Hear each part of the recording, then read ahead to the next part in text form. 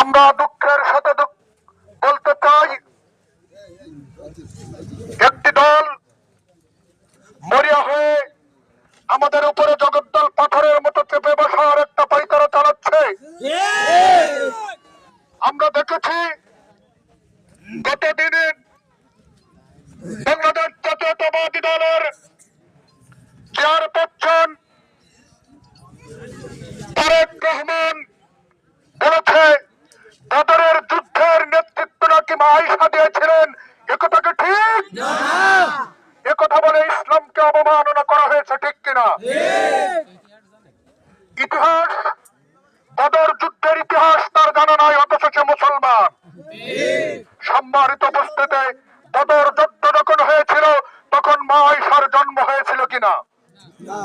অথচ তিনি কিভাবে বললেন যে বদর যুদ্ধের নেতৃত্ব দিয়েছিলেন আয়েশা? একথা বলে ইসলামকে চরম ভাবে অপমান করেছে। আমরা 12 তারিখের নির্বাচনে ইসলাম বিদ্বেষীদেরকে ব্যালট বিপ্লবের মাধ্যমে দেখিয়ে দিতে চাই যে কারা এদেশে ইসলামের জন্য কাজ করবে, ঠিক কিনা? সম্মানিত উপস্থিতি, আমরা শুনতে পাই বাইরে থেকে বিভিন্ন ভাবে পাইতারা করা হচ্ছে। তারা নাকি কেন্দ্র দখল করে তারা ভোট কেটে নেওয়ার পাইতারা করছে। সেই স্বপ্ন পূরণ হবে না, কারণ আমাদের প্রত্যেকটি কেন্দ্রে 313 জনের একটি বদরে উদ্যাপনায় উদযাপিত সৈনিকরা প্রস্তুত রয়েছে। যদি কোনো হীনমন সাহস নিয়ে যদি কেউ কেন্দ্রে প্রবেশ করার চেষ্টা করে তাহলে তাদেরকে ধুলার সাথে মিশিয়ে দেওয়া হবে। জনগণ খেপেছে, আর এই জনগণের যে জোয়ার, এই জোয়ার তোমরা রক্ষা করতে পারবে না।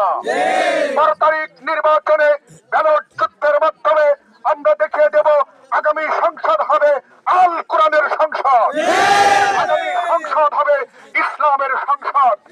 এই প্রত্যাশা ব্যক্ত করে আগামী 8 তারিখে কয়রা উপজেলার যে সমাবেশ রয়েছে, এই সমাবেশকে সকলেই সাফল্যমণ্ডিত করে তুলবেন, এই আশ্বাস ব্যক্ত করে আমি আমার আলোচনা শেষ করছি। আসসালামু আলাইকুম রহমতুল্লাহি ওয়া বারাকাতুহু।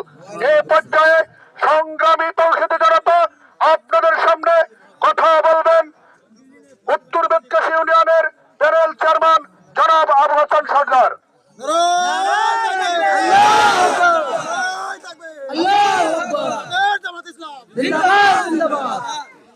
আউযু বিল্লাহি মিনাশ শাইতানির রাজিম। বিসমিল্লাহির রহমানির রহিম।